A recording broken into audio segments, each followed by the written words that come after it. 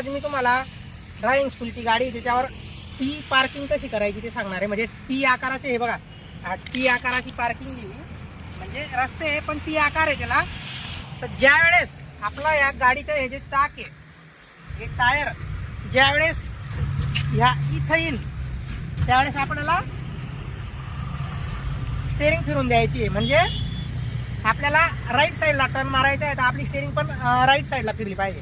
त्याच्यानंतर ज्यावेळेस आपण लेफ्ट साईडला टर्न मारू त्यावेळेस आपलं चाक इथं आलं पाहिजे मागचं.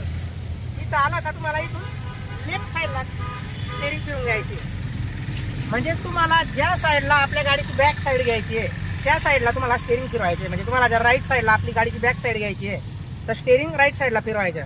आणि तुम्हाला गाडीची बॅक साईड लेफ्ट साईडला घ्यायची आहे तर स्टेअरिंग सुद्धा लेफ्ट साईडला फिरवायचं. तर ज्यावेळेस तुम्ही पोलीस भरतीमध्ये एच ड्रायव्हिंग टेस्ट देणार त्यावेळेस तुम्हाला पहिले असे छोटे छोटे रिवर्सची प्रॅक्टिस करावं लागेल. मग कुठे जाऊन तुम्हाला एच ड्रायव्हिंगमध्ये गाडीची टेस्ट देता येईल म्हणजे सोपी जाईल.